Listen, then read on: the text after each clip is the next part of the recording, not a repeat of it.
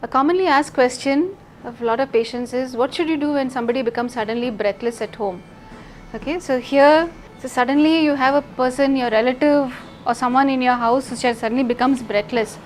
He's having difficulty in breathing. So what should you do when you're at home? You still have some distance to get to the hospital.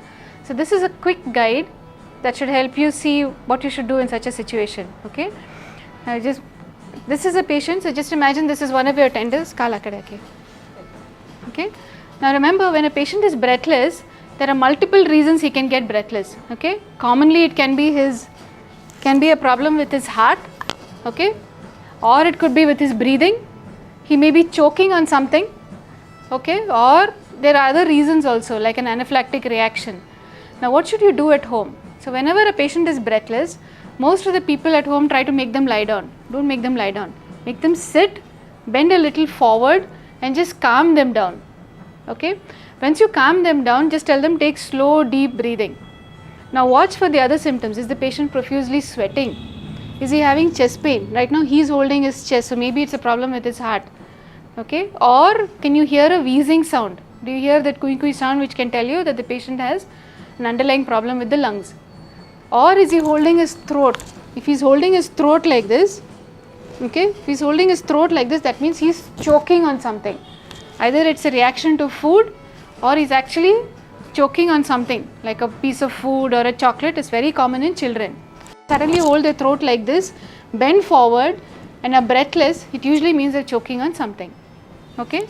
So at home, for somebody who's there and watching them, the first thing you should do is make them sit down. Don't make them lie down. Don't give them water or food to drink. Just keep them calm, keep them bent forward. In the meantime, while you're trying to help them, get help. Call for an ambulance or call for medical help. Okay. If a person is choking, then there's a very simple technique. Stand up. Heimlich dikha do. Okay. So if a person, even it's a child or an adult who's choking, okay, we follow a very simple technique. She's too fat. Okay. So basically all you have to do is the patient is choking, see where the belly button is. Okay. Take your fist, keep it on the belly button, twist it forward. Go behind the patient, take your next hand and push it upwards like this multiple times until he throws out whatever food particle is there. The same thing you have to do whether it's an adult or a child. Okay.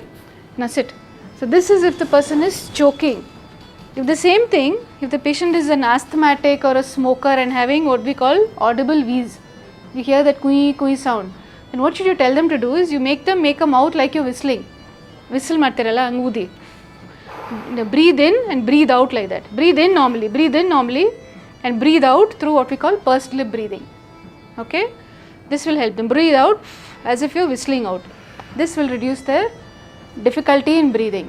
If it is chest pain, just make the patient sit forward and quickly get for help. Make sure that you're supporting the patient because sometimes they can suddenly collapse. Okay. If it is a reaction to especially peanut or chocolate, then immediately ask them to spit it out. Okay. In the meantime, make sure that you get help. Now, if this patient comes to the emergency room, you get in, then the treatment is different. Then we will immediately connect to the monitor and first see, what do we first see is the heart rate and the pulse oximeter. So the first thing you always, if you have it at home, you can do it. If you don't have, that's the first thing we do in the hospital. So this is a patient who's come to the emergency room with chest tightness. Now in the emergency room, you can make the patient lie down with the head end up. Okay.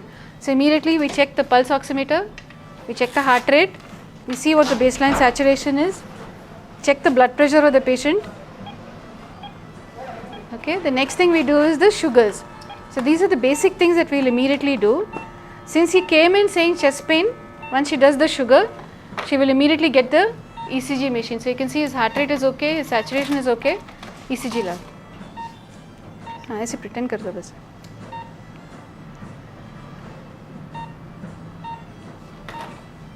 Okay, while the sugar is checking, make sure that as a doctor, the first thing we look at whether his heart is okay and his breathing is okay.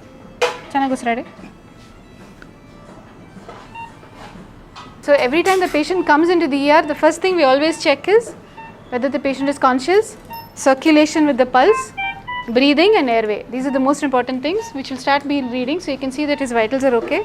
The first thing that she will immediately do is do an ECG for any patient with breathlessness or chest pain. Okay. That is what is ongoing in an ER. Then we have other steps to make sure whether we can rule out whether it's the heart, the lung, or is it something to do with his blood circulation.